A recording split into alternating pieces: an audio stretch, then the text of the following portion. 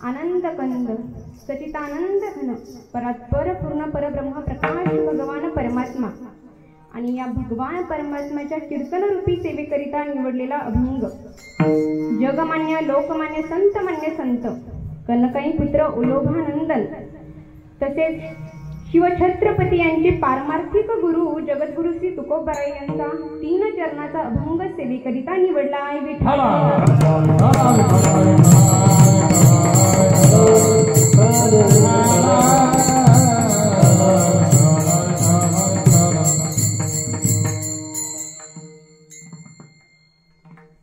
अभंगावर चिंतन करण्यापूर्वी अल्पशा परिहार द्यायचा तो म्हणजे असा की भगवान पांडुरंग परमात्म्याच्या कृपा आशीर्वादानं आदिशक्ती मुक्ताबाईच्या कृपा आशीर्वादानं हा भव्य दिव्य महोत्सव कुठल्या निमित्तानं आहे तुमच्या माझ्यापैकी कोणीही अज्ञात नाही, तरीही थोडासा स्पर्श करून पुढे जाते।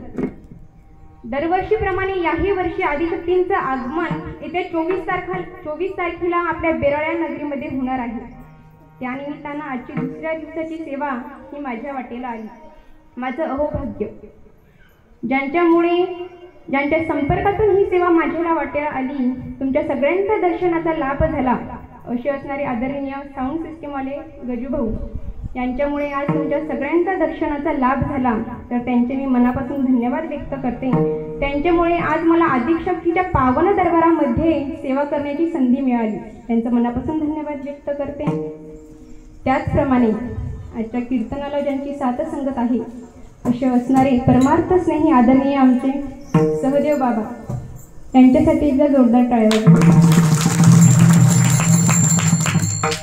त्याचप्रमाणे गायनाचार्य गायन सम्राट भजन सम्राट आपल्या परिसराचा वैभव साक्षात सरस्वती मातेचा त्यांच्या कंठामध्ये वास आहे असे असणारे आमचे शिवानाना तेही आज या ठिकाणी उपस्थित आहे, त्यांच्यासाठी एकदा जोरदार टाळ्या वाजवा। त्याचप्रमाणे त्यांच्या साथीला असणारे गायन सम्राट भजन सम्राट आदरणीय गणेश महाराज एकदा यांच्यासाठीही जोरदार टाळ्या वाजवा। त्याचप्रमाणे मृदुंगाचार्य मृदुंग सम्राट मृदुंग सिंधू मृदुंग महामेरू या पदवीही ज्यांना कमी पडतील आपल्या भागाचं वैभव आदरणीय शंकर दादा यांच्यासाठी एकदा जोरदार टाळ्या।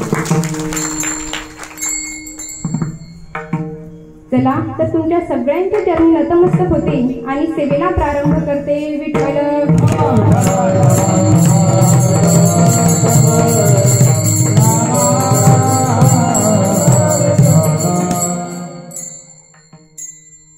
ज्यांच्यामुळे आज या ठिकाणी उभी आहे, ज्यांच्या प्रोत्साहनामुळे आज मी इथे उभी आहे असे असणारे आदरणीय मृदुंगाचार्य माझे पती माझ्या भाग्याने लाभलेले ऋषिकेश महाराज तेही आज या ठिकाणी उपस्थित आहे, एकदा त्यांच्यासाठी जोरदार टाळ्या वाजवा। विठ्ठल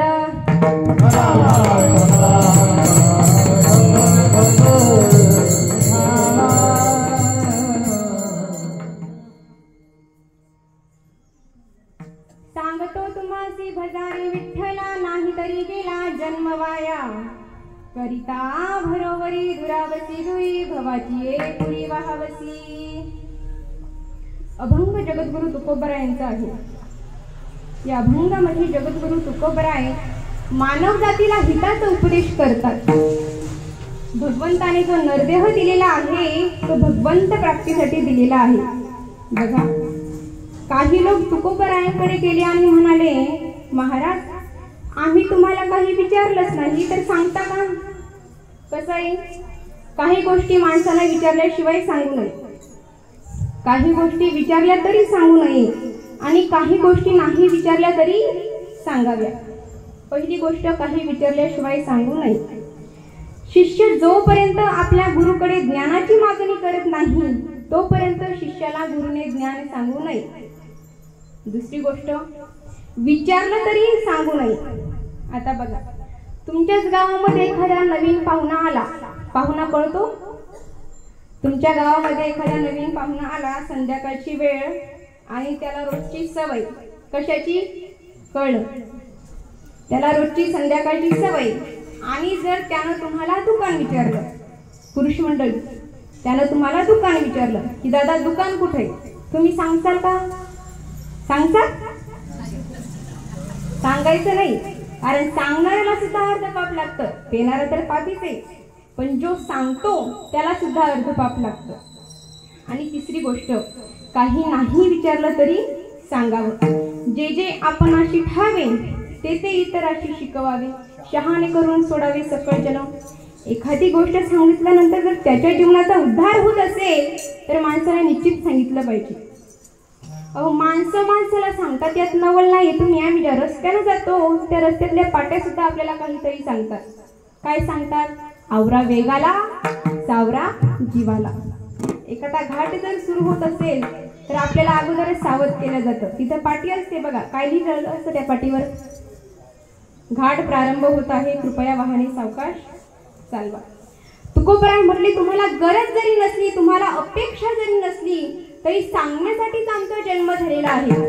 आम्ही वैकुंठवासी आलो याची कारणाशी. तुम्हाला गरज जरी नसली, तुम्हाला अपेक्षा जरी नसली तरी सांगण्यासाठीच आमचा जन्म झालेला आहे. विठ्ठल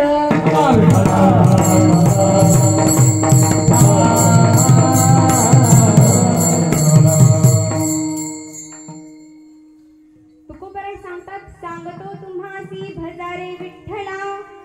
तुकोबराय सांगतात, विठ्ठलाला भजा. नाही भजलं तर काय होईल? नाही तरी गेला जन्म वाया. नाही भजन केलं तर मिळालेला जन्म वायाला जाईल.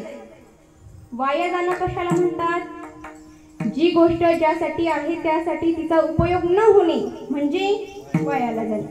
आता बघा, हा माईक आहे, कशासाठी आहे? माझा आवाज तुमच्यापर्यंत स्पष्ट स्वच्छ यावा त्यासाठी हा माईक आहे. आणि जर हे जर नाही झालं तर मग हे वाया गेलं. पण तुमचं गोड आहे. आता तुम्ही वेळातला वेळ काढून कीर्तनाला आला आणि इथं येऊन जर तुम्ही नाही भजन केलं, नाही टाळी वाजवली तर तुमचं इथं येणं वाया गेलं. एवढ्या लांबून महाराज आला आणि कीर्तन चांगलं झालं नाही तर पैसा वाया गेला. विठ्ठल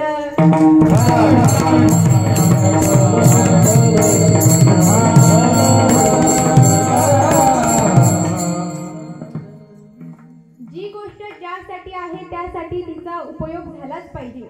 तसेच महाराज सांगतात, नरदेह भजनासाठी आहे, नरदेहात येऊन भजन झालंच पाहिजे.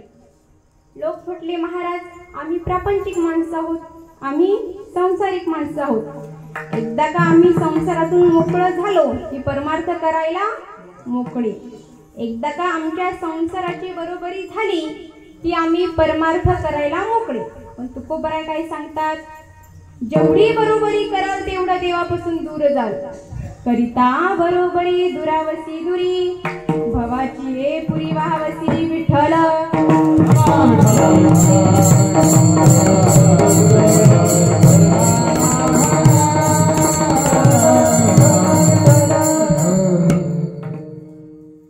तुकोबराय सांगतात, जेवढी बरोबरी कराल तेवढं देवापासून दूर जाल.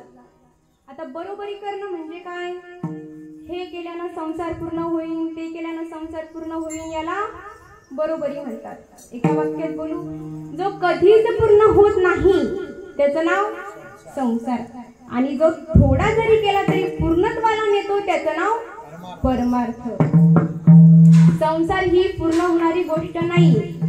एका बाईला असंच म्हटलं, चला ना पंढरपूरला.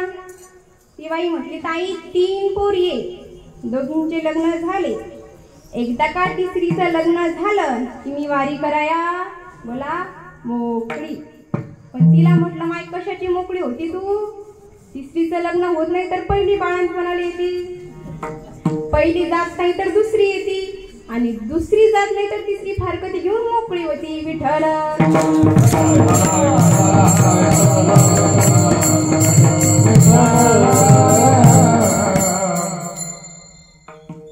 संसारातून माणूस मोकळं होत नाही. जेवढी बरोबरी कराल, जेवढं त्यातून सुटण्याचा प्रयत्न कराल, तेवढं त्यात गुंतत जावं लागेल. आता मला सांगा, मंदिर पूर्ण झालं असं आपण केव्हा समजतो की आता मंदिराचं काम पूर्ण झालं? कधी? मंदिराचा कळस बसल्यावरती. कलशारोहण झालं की मंदिराचं काम पूर्ण झालं. मंदिराच्या कामा कलशू. आता सांगा, बंगला कधी पूर्ण होतो? एक मजला झाला की दुसऱ्या मजल्याची गज उभीच असतात. दुसरा मजला पूर्ण झाला की तिसऱ्याची चाल काढलेलीच असते. बंगला पूर्ण होत नाही. मंदिर पूर्ण होते, कारण मंदिर परमार्थातलं आहे आणि बंगला संसारातला आहे. विठ्ठल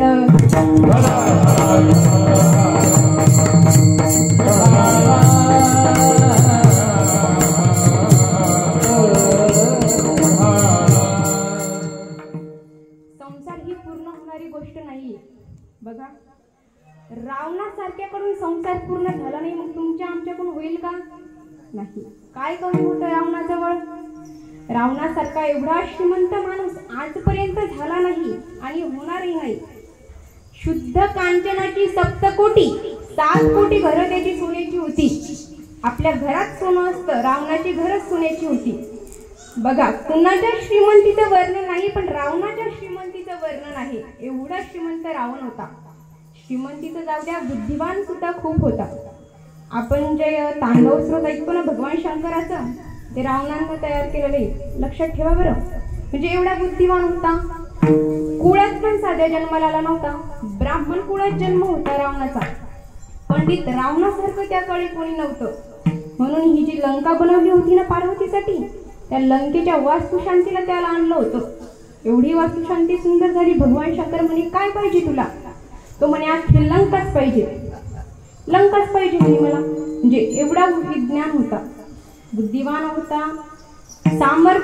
सामर्थ्य तर खूप होतं रावणामध्ये. किती सामर्थ्यशाली होता माहिती का रावण? हे जे सगळे देव आहे ते रावणाच्या बंदीशाळेत होते. एवढा सामर्थ्यवान होता. बरं, परिवार पण छोटा नव्हता. किती बायका होत्या रावणाला? बोला किती? 80,000. एवढा मोठा रावणाचा परिवार. आणि याच रावणाच्या संसारातल्या काही इच्छा होत्या. पहिली इच्छा होती रावणाची स्वर्गात जाण्यासाठी शिडी लावायची. दुसरी इच्छा होती समुद्राचं पाणी गोड करायची. आणि रावणाची तिसरी इच्छा होती की सोन्याला सुगंध आणायचा. काय झालं? मेला. एवढा सामर्थ्यवान, बुद्धिवान, विज्ञान रावण मेला. ना आजपर्यंत स्वर्गात जाण्यासाठी शिडी तयार झाली, ना समुद्राचं पाणी गोड झालं, ना सोन्याला सुगंध आला.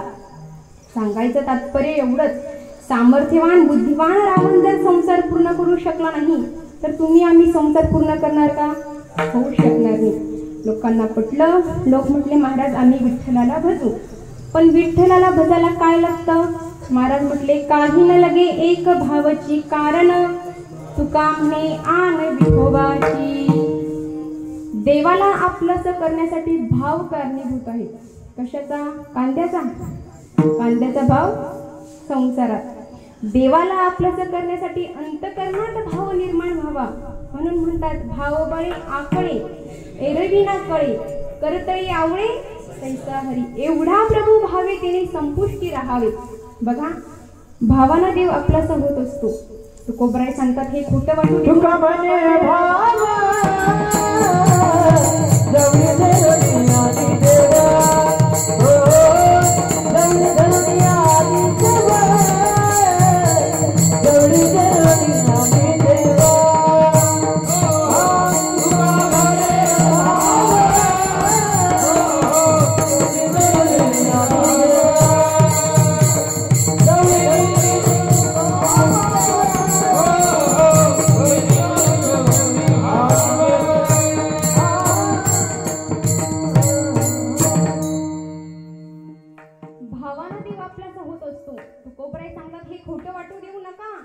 पंढरीच्या विठोबाची आण घेऊन सांगतो. तुका म्हणे आण विठोबाची, तुझी आण वाहिना गा देवराया, बहु आवडती जीवापासून या. कानडिया विठोबा कानडिया, याच्या वेगळं काही जर कराल करिता बरोबरी दुरावसी दुरी, भवाची ये पुरी वाहावसी, असा या अभंगाचा सरळ सरळ अर्थ. विठ्ठल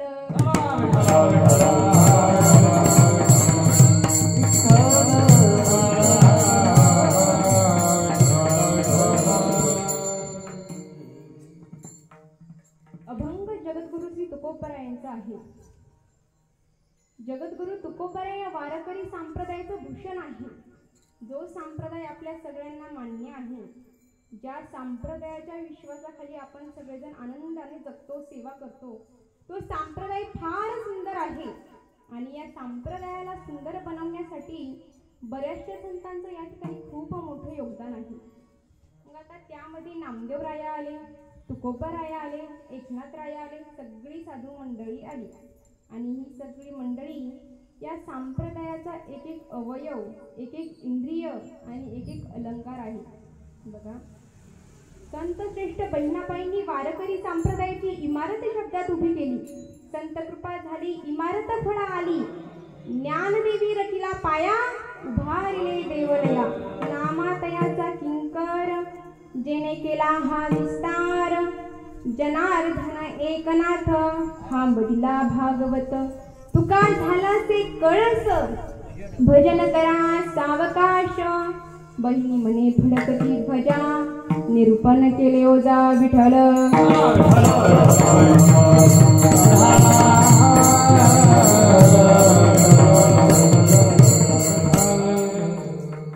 बघा, वारकरी संप्रदायाची इमारत उभी राहिली. जर बहिणाबाईंनी वारकरी संप्रदायाची इमारत उभी केली, मग आपण वारकरी संप्रदायाचा मुखवटा नाही बनवू शकत का? बोला, मुखवटा कळतो सगळ्यांना? मुखवटा कळतो? मग आपल्याला वारकरी संप्रदायाचा मुखवटा बनवायचा आहे. मग आता मुखवट्यामध्ये तर भरपूर इंद्रिय आहे, डोळे, नाक, तोंड. मग कोणत्या इंद्रियापासून अगोदर सुरुवात करायची बरं? तर विज्ञान सांगतं 100%पैकी 80% ज्ञान माणसाला डोळ्यानं होतं, असं विज्ञान सांगतं. मग या संप्रदायामध्ये जास्तीत जास्त ज्ञानाचं दान करणारे संत कोणते? की ज्यांनी या संप्रदायाला ज्ञानाचं दान केलं असे संत कोण? माऊली ज्ञानोबा. असं पाहता माऊलींकडे केवळ एक साधू म्हणून नव्हे, केवळ एक संत म्हणून नव्हे, तर ज्ञानाचा सागर म्हणून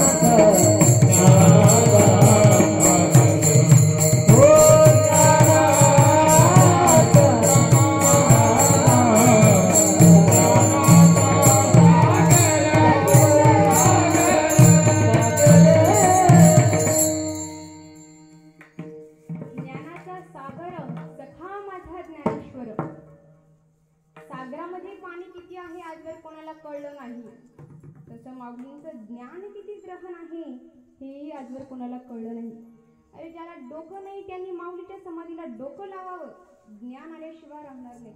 रेड्याला काय डोकं होतं? काहीच डोकं नव्हतं. तरी त्याच्या मुखातून माऊलीनं वेद बोलविला. रेड्यामुखी वेद बोलविला, गर्भ तुझ्यांचा भरविला, शांतीरूपी प्रगटला ज्ञानोबा माझा. बघा, ज्या रेड्याला काहीच डोकं नाही त्या रेड्याच्या मुखातून माऊलीनं वेद बोलविला. आपण तर चालती बोलती माणसं आहोत. आपल्याला लिहिता येतं, वाचता येतं, बाराखडी येते, किमान आपल्याला पेपर तरी उलटा धरता येतो. मग आपल्यासारख्या रेड्यांना माऊलींकडनं वेद बोलविणं काय कठीण आहे?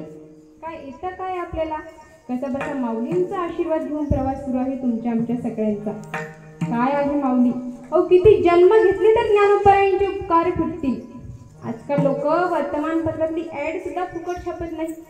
माऊलीला उद्धारची ज्ञानेश्वरी तशी देऊन टाकली. एकदा वाचा, दोनदा वाचा, जीवनाचा सार्थक करा. नामा म्हणे ग्रंथ श्रेष्ठ ज्ञानदेवी, एक तरी ओवी अनुभवावी. तुकोबराय म्हटले, ओ ज्ञानेश्वरी जाऊ दे, एक ओवी माणसाच्या जीवनाचं भलं करते. काय आहे ज्ञानेश्वरी? बघा, माऊलींचंच प्रमाण आहे की वासरानं गाईच्या दिशेने एक पाऊल जरी टाकलं तर तिला लगेच पाना फुटतो. तसंच ज्ञानेश्वरीच आहे. तिच्या दिशेने एक पाऊल टाकून पहा, तिला ही ज्ञानरूपी दुधाचं पाझर फुटल्याशिवाय राहणार नाही. विठ्ठल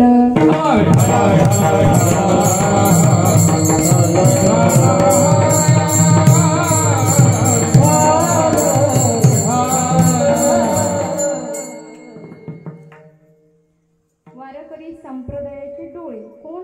माऊली ज्ञानोबराय.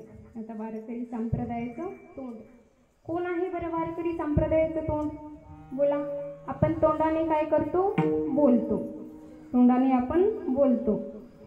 आपण तोंडाने बोलतो, चर्चा करतो, प्रसिद्धी करतो, जाहिरात करतो.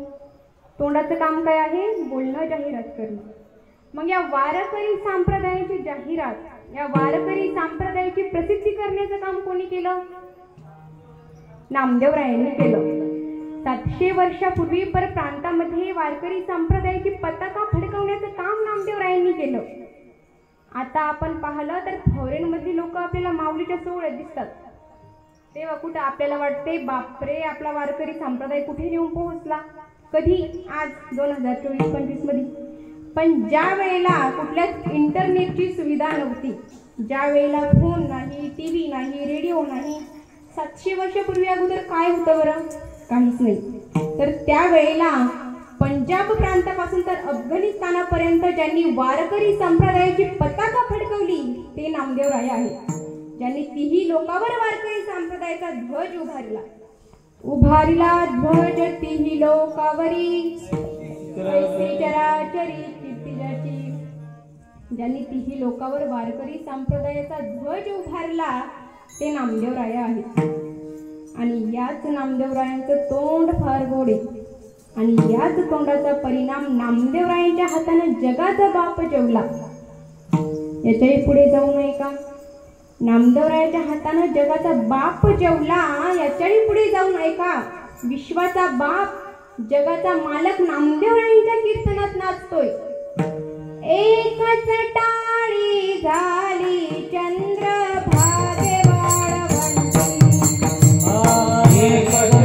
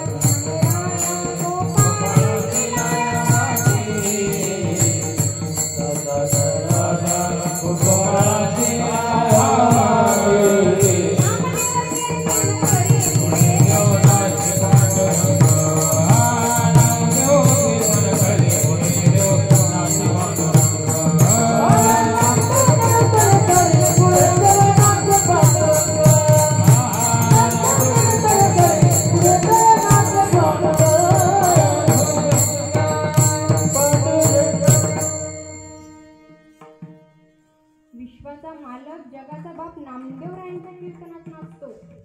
हे बोलणं एवढं सोपं नाही. आमच्या सारख्याच्या कीर्तनात तर लोक झोपी जातात. झोप नाही आली ना? बोला. विश्वाचा मालक नामदेवरायांच्या कीर्तनात नाचतो आणि देव एवढा नाचला, एवढा नाचला. नाचता नाचता नाचता देवाचा गळला पितांबर. काय झालं? अहो देव एवढा नाचला, एवढा नाचला. नाचता नाचता देवाचा गळला पितांबर. देवाचा पितांबरच खाली गळाला. नामदेवराय म्हटले आता फजिती झाली, आता करावं तरी काय. पण परत कीर्तनाला सुरुवात करावी, त्यानं परत उड्या माराव्या, परत धोतर गळण्याची शक्यता. आता करावं तरी काय. नामदेवरायांनी काय केलं? नामदेवरायांना एक युक्ती सुचली. त्यांनी त्यांच्या खांद्यावरचा शेला काढला आणि त्यांच्या कमरेला बांधला. बघा, भगवंताला चव आहे. जसं नामदेवरायांनी केलं तसंच भगवंत सुद्धा करायचे. नामदेवरायांनी काय केलं? त्यांच्या खांद्यावरचा शेला काढला आणि त्यांच्या कमरेला बांधला. बस, देवानं सुद्धा तसंच केलं.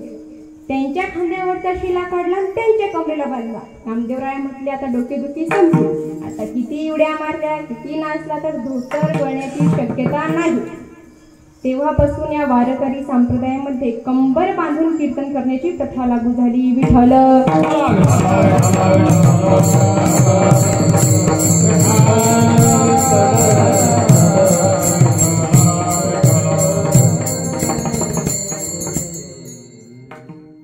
वारकरी संप्रदायाचं तोंड नामदेवराया.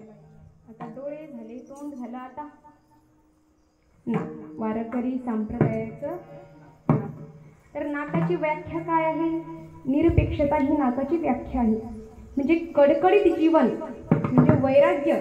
आणि वैराग्यापर्यंत आपण जेव्हा पोहोचू तर एकच व्यक्ती आपल्या समोर उभी राहते. कोण? तुकोबाराई. त्या वारकरी संप्रदायाचं नाक, ज्यांच्याकडे कडकडीत असं वैराग्य आहे म्हणजेच तुकोबाराई या वारकरी संप्रदायाचं नाक. विठ्ठल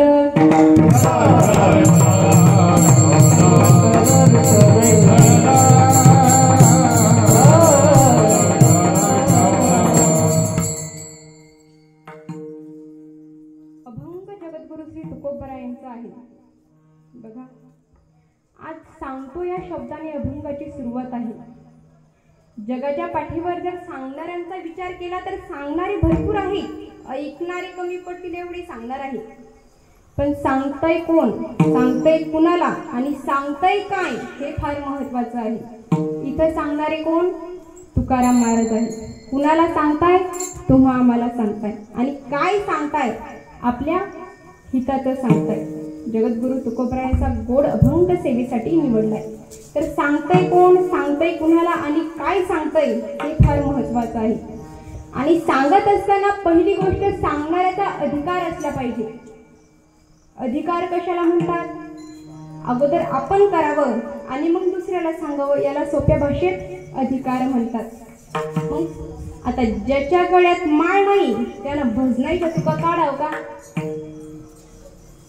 ज्याच्या गळ्यात माळ नाही त्यानं भजनाईचा तुका काढू नये. त्याला घरी टायमावर चहा भेटे ना, ते आपल्यावर वजन टाकते. म्हणजे अधिकार पाहिजे की नाही? आता बघा, तुमच्याच गावातल्या एखाद्या माणसाला तुम्हाला म्हटलं, काय म्हटलं? थांब जरा, तुझ्याकडे बघावं लागतं. एखाद्या माणसानं तुम्हाला कोणाला येऊन म्हटलं, तुम्ही ऐकाल का त्याचं? काय म्हणाल? चालली. आणि हाच शब्द जर एखाद्या DYSP साहेबांना म्हटलं तर रात्रभर झोप येईल का? शब्द तेच आहे, पण DYSPचा अधिकार वेगळा आणि सामान्य माणसाचा अधिकार वेगळा आहे. आता मी जर म्हटलं उद्या पूर्ण महाराष्ट्र बंद ठेवा, ऐकल का माझं कोणी? नाही. आणि हे जर मुख्यमंत्री साहेबांनी सांगितलं तर कोणाची चालू ठेवायची हिंमत आहे का? कारण मुख्यमंत्री महाराष्ट्राचा राजा आहे, त्याच्याकडे अधिकार आहे. आणि तो कोणत्याही पक्षाचा असू द्या, मुख्यमंत्री झाला की तो निरपक्ष असतो, मुख्यमंत्री महाराष्ट्राचा. पंतप्रधान हा देशाचा पंतप्रधान, कोणत्या पक्षाचा नाही. आमदार होईपर्यंत पक्षाचा, आमदार झाल्यानंतर मतदारसंघाचा, खासदार होईपर्यंत पक्षाचा, खासदार झाल्यानंतर जिल्ह्याचा. त्यांच्याकडे अधिकार आहे. त्यांनी जनतेला सांगावं आणि जनतेनं त्याचं पालन करावं, हे जनतेचं कर्तव्य आहे. त्यांनी अधिकारानं सांगितलंय ना, मग आपल्याला ऐकावं लागतं. तसं महाराजांचा अधिकार आपण पाहिला तर म्हणतात, वेदाचा तो अर्थ आम्हासीच ठावा, एराणी व्हावा भार माथा, किंवा तुकिता तुलनेसी ब्रह्म तुकासी आले म्हणून रामेश्वरी चरणी मस्तक ठेविले. एवढा मोठा महाराजांचा अधिकार विठ्ठल.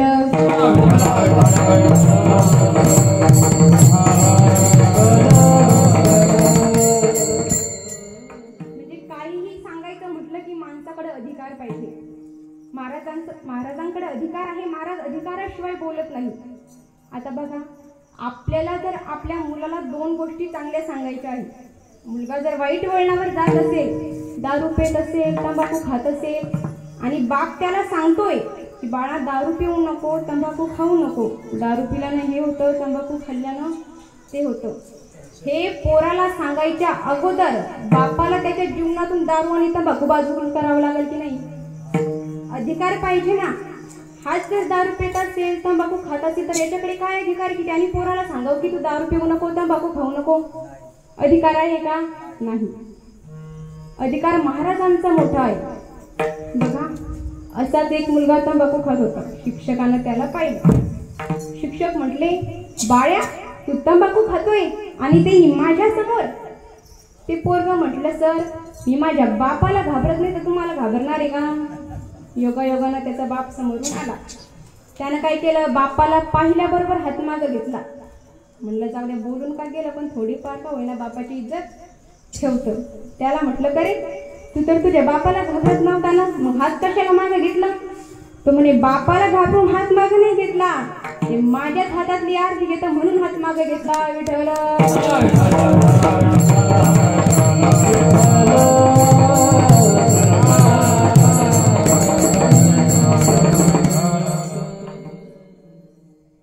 त्याच्याच हातातली बाप जर आरती तंबाखू घेत असेल तर त्याला काय धाक राहणार आहे? यद यद आचरती श्रेष्ठ तत् देवी तरोजना. श्रेष्ठ व्यक्ती जशी आचरण करतात त्यावरून बाकीचे लोक आचरण करत असतात. म्हणून कसं आहे, घराचा करता चांगला असला तर घर चांगलं राहते, गावाचा करता चांगला असला तर गाव चांगलं राहते, त्या राज्याचा करता चांगला असला तर राज्य चांगलं राहते. बघा, अधिकार तैसा करू उपदेश, साह्य ओज त्यास तैसे देऊ, मुंगीवर घालू गदाचे पाज. महाराज म्हणतात, ज्याला जेवढं ओझं सहन होईल तेवढंच द्या. बघा, ज्ञान असून फायदा नाही. ते ज्ञान केव्हा कुठे कसं वापरायचं याचं सुद्धा माणसाला ज्ञान पाहिजे. महाराज जे सांगतात ते हिताचं सांगतात. तुम्ही महाराज हिताचं सांगतात, अनुभव आहे का? तुम्ही जे सांगता ते हिताचं आहे पण अनुभव आहे का? अनुभवाला किंमत आहे की नाही? आता सांगा, किती अभंग पाठ केले याला महत्व आहे का किती अभंगाचा अर्थ कळतो याला किंमत आहे? किती अभंगाचा अर्थ कळतो याला किंमत आहे. आता किती अभंगाचा अर्थ कळतो याला किंमत आहे का किती अनुभवात आले याला महत्व आहे? अनुभवात किती आले याला महत्व आहे. नामा म्हणे ग्रंथ श्रेष्ठ ज्ञान देवी, एक तरी ओवी अनुभवावी. अनुभवाई का वाचावी? अनुभवावी. तुका म्हणे इथे पाहिजे अनुभव, शब्दाचे गौरव कामा नाही.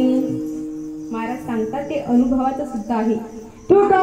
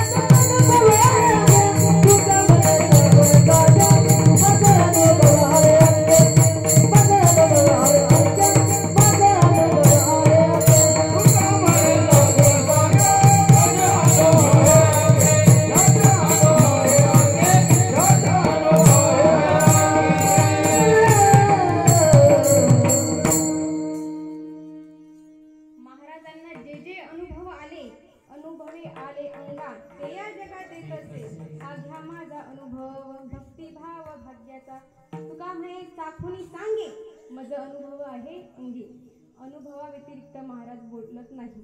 बघा, लक्षात घ्या, सांगणं हिताचं आहे, सांगणं अनुभवाचं आहे एवढंच असून चालत नाही, तर सांगणं अधिकाराचं असलं पाहिजे, हिताचं असलं पाहिजे.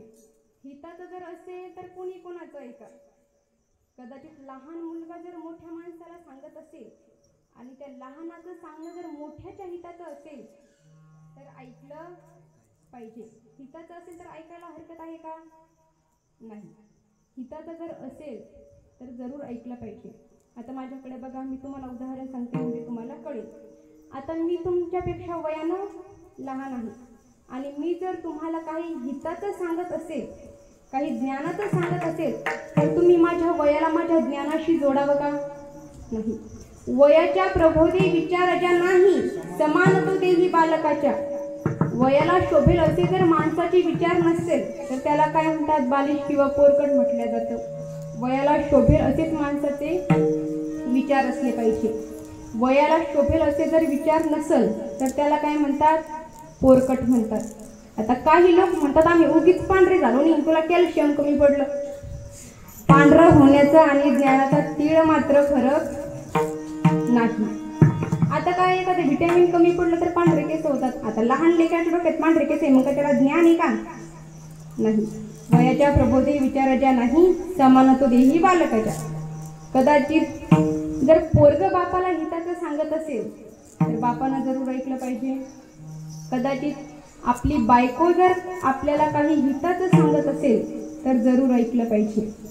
बघा, आपली बायको जर आपल्याला सांगत असेल, हो तुम्ही दारू पिऊ नका, तुम्ही दारू पिऊ नका, या दारूमुळे आपला संसार उद्ध्वस्त होईल, या दारूमुळे आपलं घर रस्त्यावर येईल, या दारूमुळे पाहुण्या रावळ्यामध्ये तुमची काही इज्जत नाही. अहो जरा लेकरांकडे बघा, लेकरांचा विचार केलाय, कुठं चाललाय तुम्ही? अशी जर आपली बायको आपल्याला तळमळीनं सांगत असेल तर जरूर ऐकलं पाहिजे. का? कारण 18 वर्ष तळहाताच्या फोडासारखं जपलेलं त्या बापानं लेकरू तुमच्या हवाली केलं जातं. कशासाठी? अहो गरीबातला गरीब बाप का असू द्या ना, पण त्याची पोरगी त्याला राजकुमारीपेक्षा कमी नसते.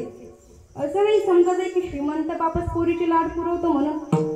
गरीब का बाप असू द्या ना, पण पोरीचा लाड शिल्लक ठेवत नाही. अहो दिवाळीला कधी कपडे घेणार नाही हो, पण लेकीनं ज्या ड्रेसला हात लावला तोच ड्रेस घेऊन देणार. ऐपत नसताना 10-10, 20-20 लाख हुंडा द्यायची तयारी ठेवतात. घाम गाळून विकत घेतलेली जमीन विकतात एकरभर पोरीसाठी. माझी पोरगी जर सुखात नांदत असेल तर मला या जमिनीचं काय करायचं? म्हणून लक्षात घ्या, बायको जर तळमळीनं नवऱ्याला सांगत असेल की दारू पिऊ नका, दारू पिल्यानं हे होतं ते होतं, तर नवऱ्यानं बिलकुल ऐकलं पाहिजे. तळहाताच्या फोडाप्रमाणे जपलेलं ते लेकरू तुमच्या हवाली केलं जातं. कशासाठी? दारू पिऊन संसार उद्ध्वस्त करण्यासाठी? 5 लिटर रॉकेलची कॅन अंगावर ओतून पेटून घेण्यासाठी? विहिरीत उडी मारून आत्महत्या करण्यासाठी? नाही. याच्यासाठी बापांना एवढा मोठा सोहळा करून तुमच्या हवाली केलं नाही. बरं जरा भान ठेवा माझ्या बोलण्याचं. तुम्हाला राग येईल, पण जर तुम्हाला दारू प्यायची हौस असेल तर तुम्ही लग्नच नका करू ना. सांड राहा. सांड कळतो? दारू प्यायचं हिंडायचं, कशाला एका स्त्रीचं आयुष्य बर्बाद करायचं? माझी विनंती, हात जोडून विनंती आहे, दारू गांजा मत पिओ यारो, अक्कल गुम हो जाती है, अपनों पल्लों का दाम खर्च कर, मुंह में मिट्टी आती है. बघा, आता एवढ्या आत्महत्या होतात. साऱ्याच आत्महत्या काही कर्जानं नाही होत. काय? साऱ्याच आत्महत्या काही कर्जानं होत नाही. बघा माझी विनंती, तुम्हाला जर व्यसनच करायचं असेल तर परमार्थाचं व्यसन करा ना. नशाच जर करायची असेल तर हरिनामाची नशा करा. पण एक सांगू, इकडे यायला सुद्धा जन्मोजन्मीचं पुण्य लागतं. असं कोणालाही इकडे यायला जमत नाही. म्हणून हिताचं जर असेल, कदाचित बायको जर सांगत असेल तर नवऱ्यानं ऐकावं. कदाचित लहान मुलगा जर सांगत असेल तर जरूर ऐकलं पाहिजे. विठ्ठल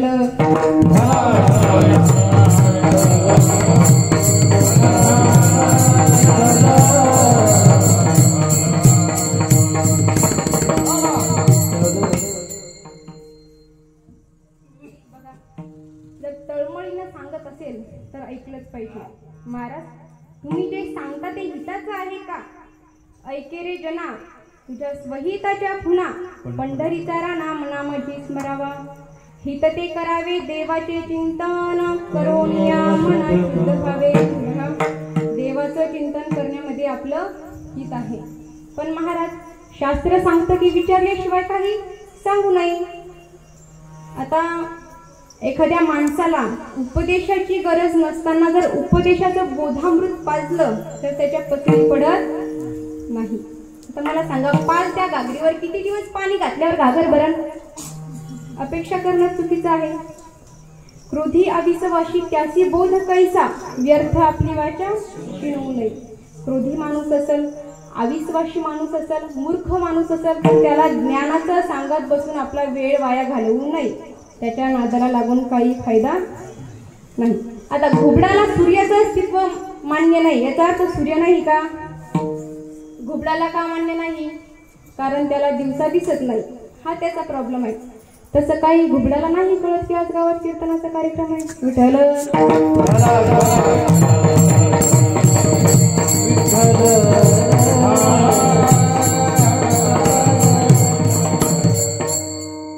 आता मानतच नसेल तर पर्याय आहे का?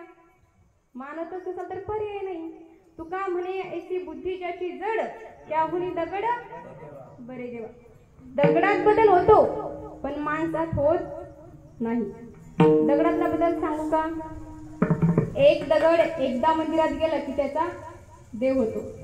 आपण दररोज दर्शनाला जाता तरी सुद्धा दगड राहतात. ही अधोगती आहे. दगडात बदल झाला ना, एका चक्रात दगडात बदल झाला. चक्रा मारू मारू याला चक्र आलं पण बदल काही झाला नाही. बदल होणं हे गरजेचं आहे. महाराज, बदल हाच झालाच पाहिजे. बघा, एक मूर्ख माणूस असाच रेल्वेनं चालला होता आणि काय झालं, त्याला रिझर्वेशनचं एकदम वरचं शीट मिळालं. अशी 3 शीट असतात ना, 1 2 3, तर त्याला एकदम वरचं शीट मिळालं.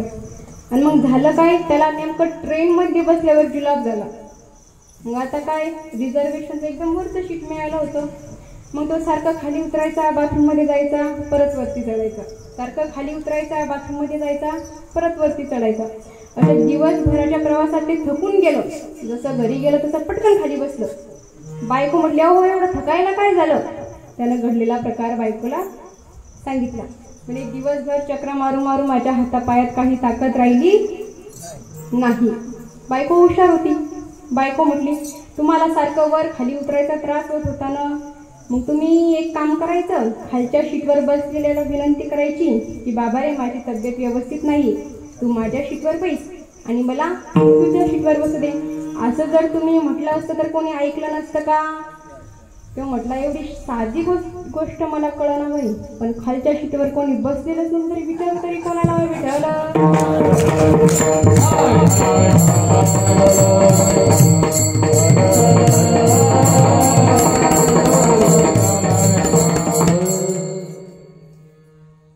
अशा मूर्ख माणसाला उपदेश करून काही फायदा होणार आहे का? नाही. काही गोष्टी विचारल्या तर सांगायच्या, काही गोष्टी नाही विचारल्या तरी सांगायच्या. दुसरी गोष्ट न विचारता सांगावी. बघा, आता एखादा आंधळा माणूस रस्त्याने चाललाय, रस्त्यात मोठा खड्डा आहे आणि आपल्याला दिसतंय की तो माणूस आता खड्ड्यात पडणार, तरी सुद्धा त्यानं आपल्याला रस्ता विचारण्याची वाट आपण बघावी का? नाही. त्याला न विचारता रस्ता दाखवणं हे कुणाचं काम आहे? ते उभं राहणारच. जर आपल्याला दिसतंय की तो माणूस आता खड्ड्यात पडणार तरी सुद्धा आपण वाट पाहायची की नाही, त्यानं मला रस्ताच विचारला नाही, असं करायचं का नाही? त्याला हात धरून रस्ता दाखवणं हे तिथं उभं राहणाऱ्याचं काम आहे. बघा, तुकाराम महाराजांना दिसतंय की हे जग आंधळ आहे. महाराजांना माहिती होतं की हे जग आंधळ आहे. तुका म्हणे कैसे आंधळ हे जन गेले विसरून खऱ्या देवा.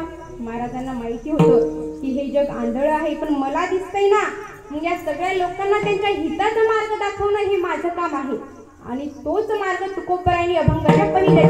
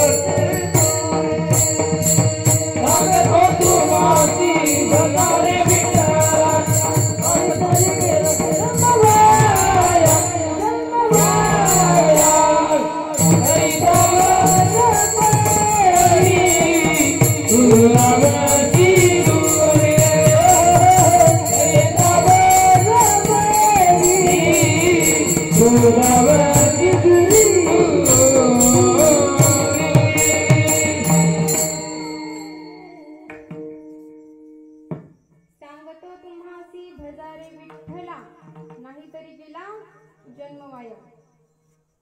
तुकाराम महाराज म्हणतात सांगतो तुम्हासी भजारे विठ्ठला. मग सांगतो हा शब्द म्हणण्यामागे तुकोबरायांचा काय हेतू आहे? तुकोबरायांनी असं म्हणायला पाहिजे होतं ना, सांगतो महाराज लोकांशी भजारे विठ्ठला, बाकीच्या तर काही गरज नाही. पण तुम्हासी म्हणण्यामागे काय हेतू आहे? बघा, आपला वारकरी संप्रदाय हा जगाच्या पाठीवर एकमेव असा आहे की इथे कोणत्या जातीचा, धर्माचा, राष्ट्राचा, प्रांताचा विरोध केला जात नाही.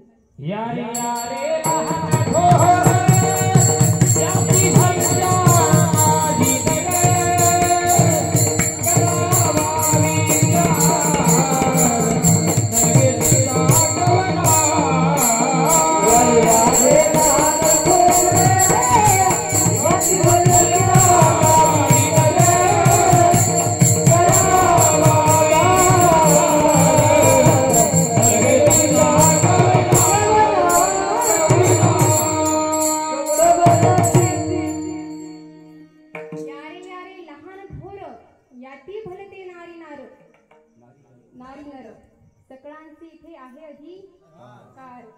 बघा, आपल्या या वारकरी संप्रदायामध्ये कुठल्याच प्रकारच्या जातीचा, राष्ट्राचा, प्रांताचा विरोध केला जात नाही. तुम्हाला सांगून जाईल, आपल्या या संप्रदायामध्ये एक अशा व्यक्ती होऊन गेला की त्यांचं कुळ सुद्धा कोणाला माहिती नाही किंवा त्यांची जात सुद्धा कोणाला माहिती नाही. महिराळ जनक कोण कुळ त्याचे, महिमान तयाचे काय सांगू, कबीर मोमीन लथीफ मुसलमान.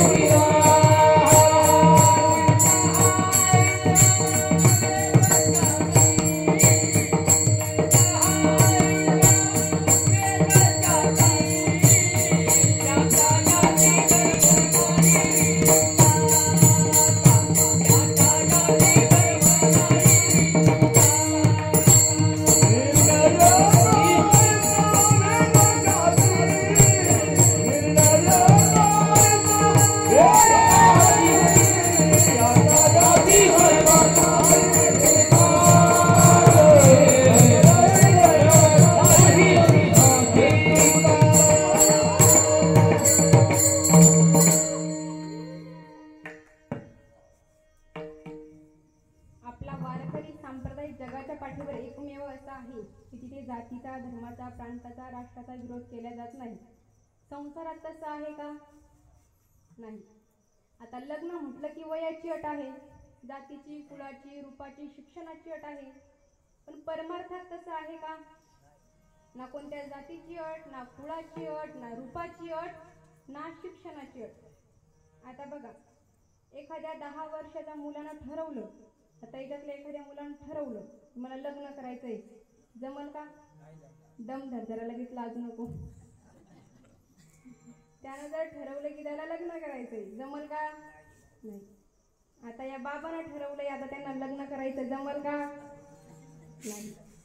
हा झाला संसार. आता परमार्थाकडे करा. त्याच मुलानं जर ठरवलं की मला कीर्तन ऐकायला जायचं, काही अडचण आहे का? त्या बाबानं ठरवलं की मला कीर्तन ऐकायला जायचं, काही अडचण आहे का? नाही. म्हणजे इथे कुठल्याच जातीचा, धर्माचा, प्रांताचा विरोध केला जात नाही. म्हणून तुकोबराय सांगतात, सांगतो तुम्हासी भजारे विठ्ठला. मग विठ्ठलाचंच नाव काय घेतलं बरं तुकोबरायांनी? 33 कोटी देव, अष्टचामुंडा, भैरव. मग यातून विठ्ठलाचंच नाव तुकोबरायांनी काय घेतलं? वि म्हणजे विधाता ब्रह्मदेव, ठ म्हणजे नीलकंठ महादेव आणि ल म्हणजे लक्ष्मीपती भगवान विष्णू. या तिन्ही देवांचा सार म्हणजे विठ्ठल.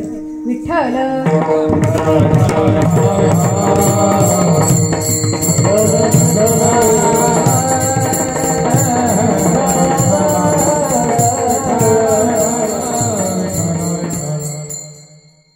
म्हणून कसं आहे, जोपर्यंत आपल्या हातात आहे तोपर्यंत भजन करा. आपण म्हणतो करू म्हातारपणात, पण कुणाला माहिती आपण म्हातारे होणार आहोत?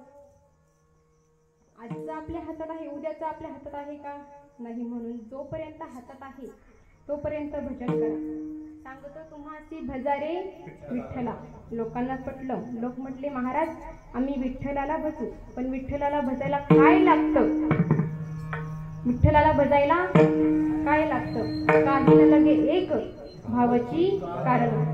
पण लोक म्हटले, आता आम्ही प्रापंचिक माणसं आहोत, संसारिक माणसं आहोत, परमार्थातून संसारातून मोकळं झालं की करू ना देवदेव, संसाराची बरोबरी झाल्यावर देवदेव करू. पण तुकोबराय काय म्हणतात?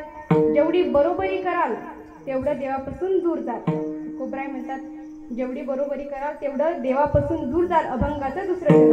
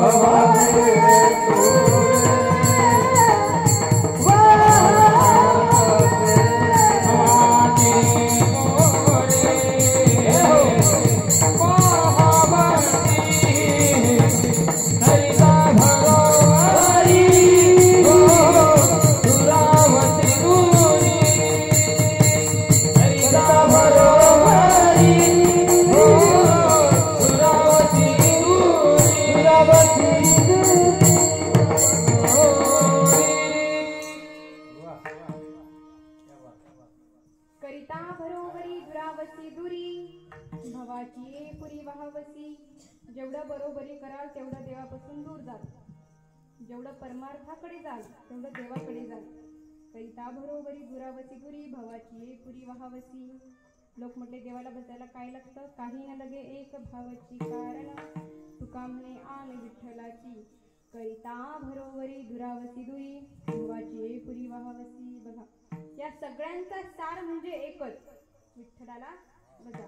एवढे उदाहरण सांगायचं महत्व म्हणजे एकच फक्त, या सगळ्यांचा सार फक्त विठ्ठलाला भजा. आज आपल्या हातात आहे, उद्याचा आपल्या हातात नाही. जोपर्यंत हातात आहे तोपर्यंत देवाला भजा.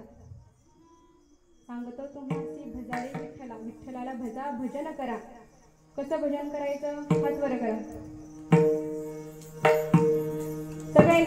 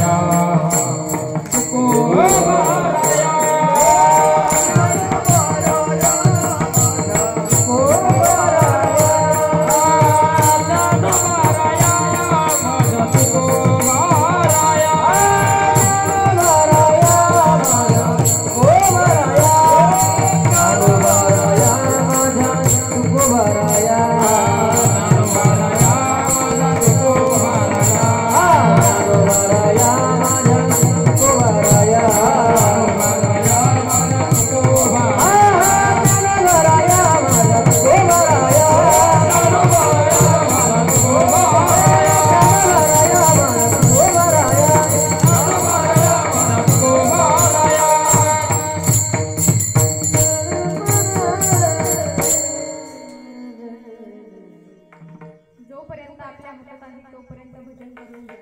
सांगतो तुम्हासी भजारी विठ्ठला, नाही तरी गेला जन्म वाया. करिता भरोवरी दुरावसी दुरी भवाची पुरी वाहवसी. काही न लगे एक भावची कारण. तुका म्हणे आन विठ्ठलाची. करिता भरोवरी दुरावसी दुरी भवाची पुरी वाहवसी. खोपरायांनी या अभंगामध्ये हिताचं सांगितलंय बघा. संत जागवण्याचं काम करतात. संत महात्मे आपली जागृती व्हावी, आपण जागं व्हावं याकरिता काही मोलाच्या गोष्टी सांगतात की तुम्ही जागे व्हा, चांगल्या कामाला लागा. आयुष्य निघून जाते आणि वेळ कमी आहे. म्हणत असाल तुम्ही पुढे करू पण प्रत्येक पुढे करण्यात अजून पुढे काहीतरी ठरलेलं असतं. काय ठरलेलं असतं बघा. माणसाच्या आयुष्यामध्ये प्रत्येक 10 वर्षात एक गोष्ट ठरलेली असते. म्हणजे प्रत्येक 10 वर्षानंतर काही ना काही बदल होत असतो. रामदास स्वामींचा अभंग आहे. या अभंगामध्ये रामदास स्वामी माणसाला सावध करण्याचं काम करतात, माणसाला जागं करण्याचं काम करतात.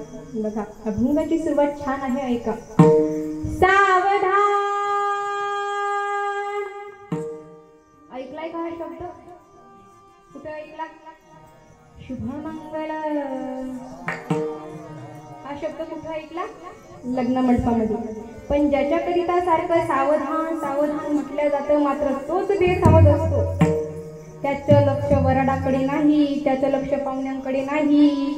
कोण जेवलं कोण नाही, भात कच्चा आहे का शिजलाय का संपलाय, का डीजे पुढे नाचून नाचून कोण दमलं कोण पडलं, त्याच्याकडे त्याचं लक्ष नाही. त्याचं लक्ष फक्त हातातला हात कधी एकदा नवरीच्या गळ्यात जाईल एवढा उतावळा झालेला असता तो, एवढा उतावळा. जसा त्यानं एकूण हार फेकला तो पडला ब्राह्मणाच्या गळ्यात. पण नवरी म्हणाली, मैत्रिणी म्हणाला नवरीच्या, यानं हार फेकला ना तू सुद्धा हार फेक. काय म्हणाल्या? तू सुद्धा हार फेकच. नवरीनं सुद्धा हार फेकला. बघा सावध आहे का हे दोघंही? नाही दादा सावध नाही. संत सावध करण्याचं काम करतात, जाग करण्याचं काम करतात. सावध सावधान वाचे वदा नारायण, 10 वर्ष बालपण 20 वर्ष तारुण्य, अंगी भरला मदन मग तो कैसा सावधान. सावध सावधान वाचे वदा नारायण, 30 वर्ष होती दारा पुत्र मागे फिरती. वयाच्या 30 मध्ये प्रपंच असतो, संसार असतो. आणि मग या संसाराकडून परमार्थाकडे जाण्यासाठी वेळ भेटत नाही. हे संपलं ते संपलं, हे आणा ते आणा, याच्यातच आयुष्य चाललंय.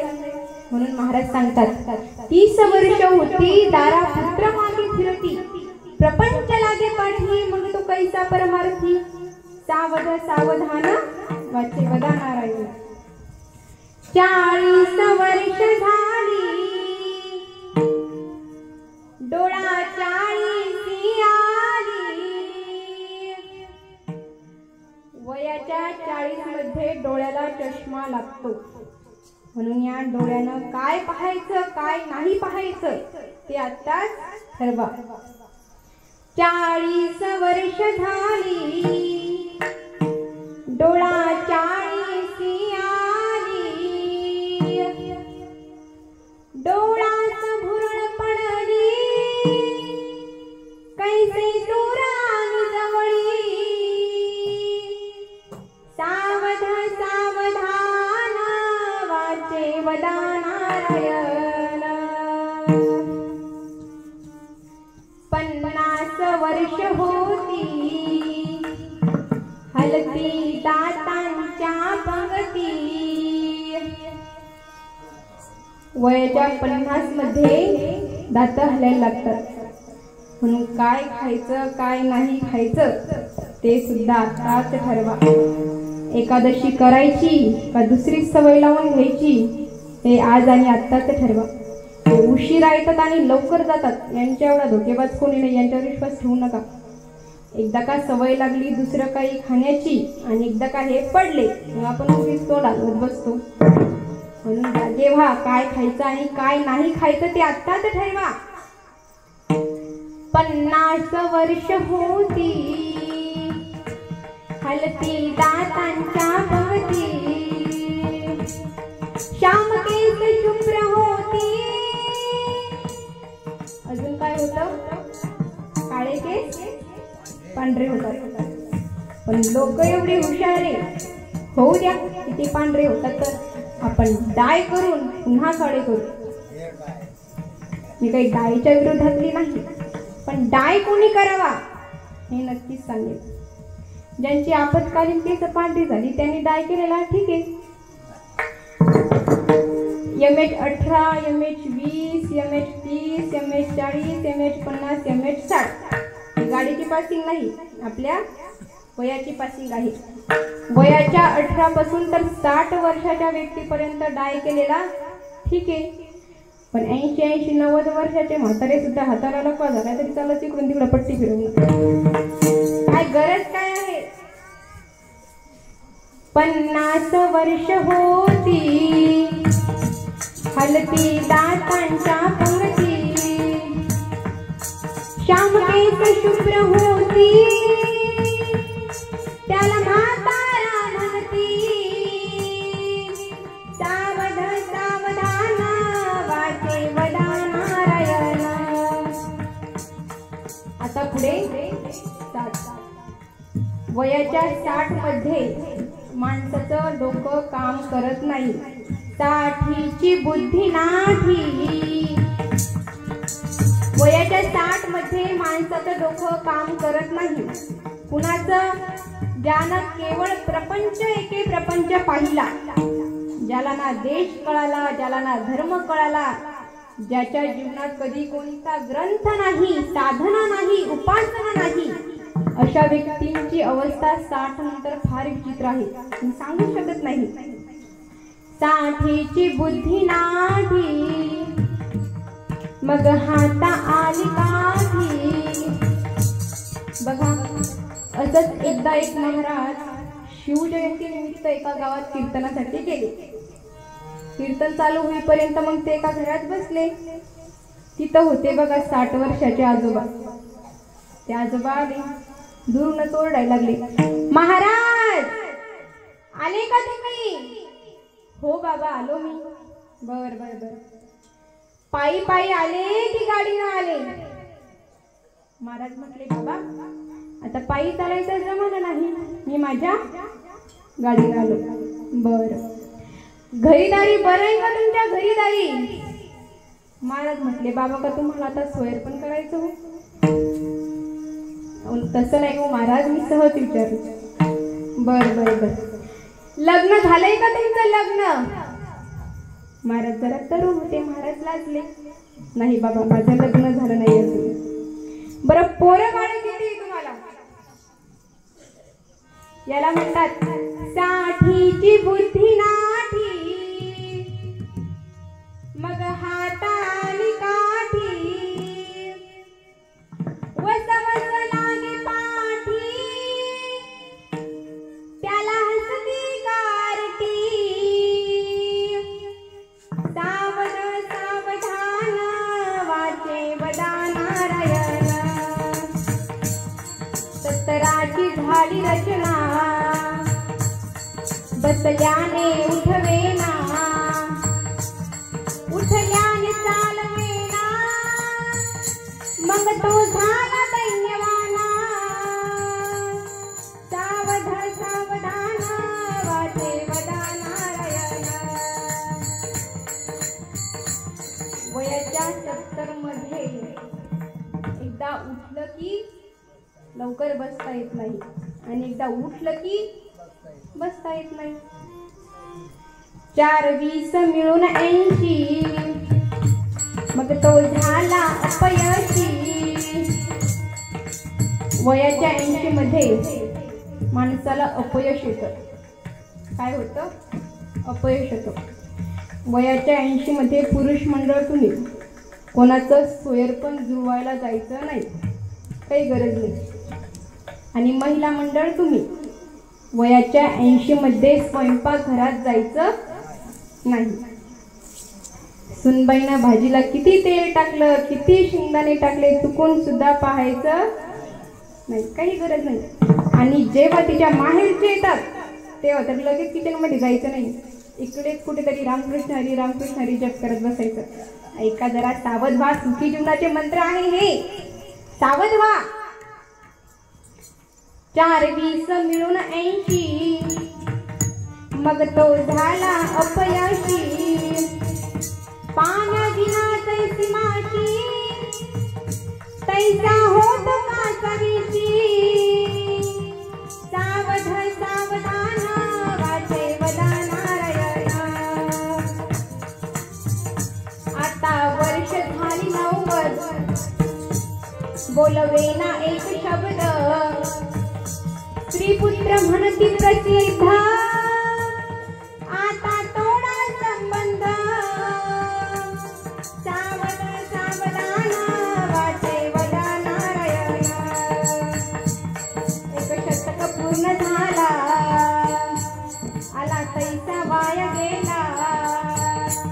रामदास स्वामी म्हणे, योगी सावध झाला.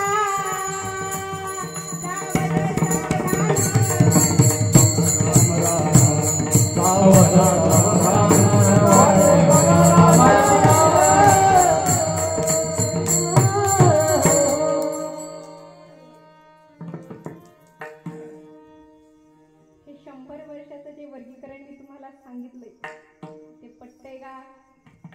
बोला, पटतंय? काय मग घ्यायचं का झेंडा हातात? दांडा दाखवल्याशिवाय झेंडा हातात घेत नाही. पहा, ऐका, सावध व्हा, सुखी जीवनाचे मंत्र आहे, लक्षात घ्या.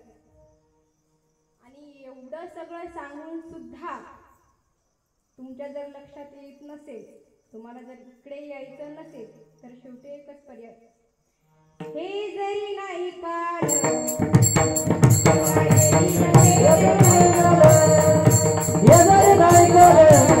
तरी दुसरा येईल.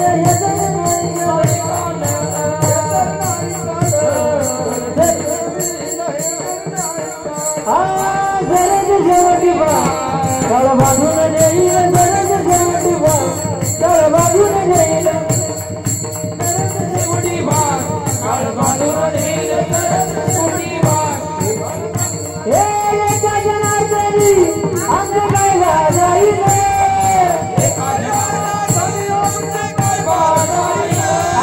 एका जनार्दनी आमचं काय जाईल.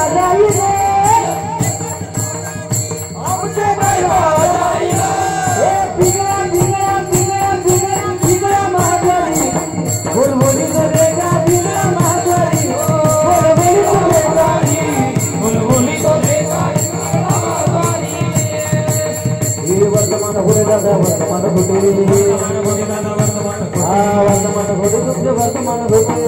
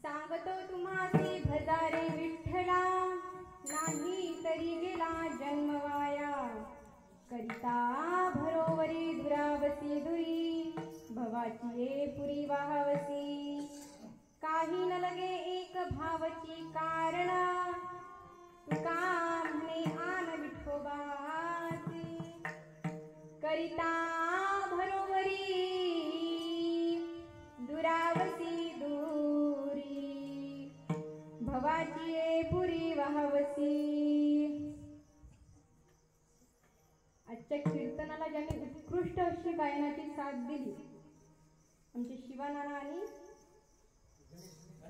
गणेश महाराज, आमचे सहदेव बाबा, सगळेच टाळकरी मंडळी, एकदा या सगळ्यांसाठी जोरदार टाळ्या वाजवा. एकदा आमच्या शंकर दादासाठी सुद्धा जोरदार टाळ्या वाजवा. आज उपस्थित आमचे भानखेड या गावचे पोलीस पाटील आदरणीय डॉक्टर मिलिंद इंगळे या ठिकाणी उपस्थित आहे. त्याचप्रमाणे आमच्या गावच्या सरपंच आदरणीय सौ उमाताई गायकवाड याही या ठिकाणी उपस्थित आहे. त्यांच्यासाठी एकदा जोरदार टाळ्या वाजवा. त्याचप्रमाणे माझं सासर आणि माहेर या ठिकाणचं दोन्ही कुटुंब आज या ठिकाणी सगळे उपस्थित आहे. त्यांच्यासाठी एकदा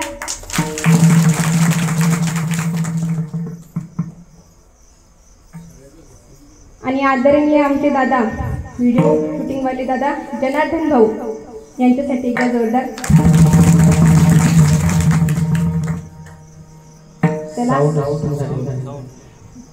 साऊंड सिस्टीम वाल्यासाठी एकदा जोरदार जोरदार. आज बजू दादांमुळेच मला इथे सेवा करण्याचा योग मिळाला. हा, माझ्या मैत्रिणी, बालपणीच्या मैत्रिणी सगळ्या या ठिकाणी आज उपस्थित राहिल्या. एकदा यांच्यासाठी जोरदार. आमचे हार्मोनियमवाले बाबा सगळेच एकदा यांच्यासाठी सुद्धा जोरदार. आणि एकदा तुम्ही सगळे श्रोतेवृंद एकदा तुमच्यासाठी जोरदार.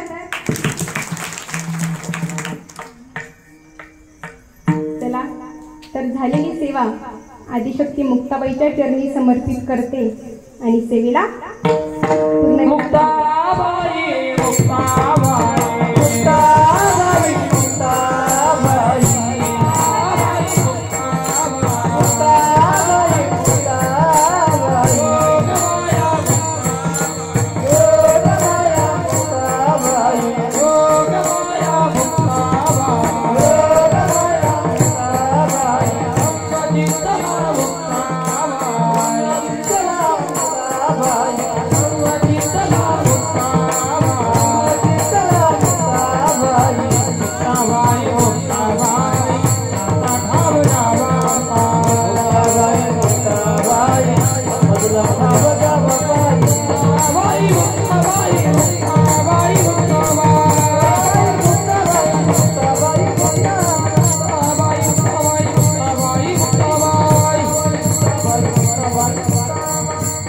विठ्ठल जय जय विठ्ठल जय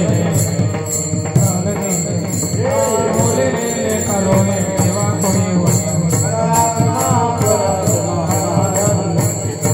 नाही विचारिला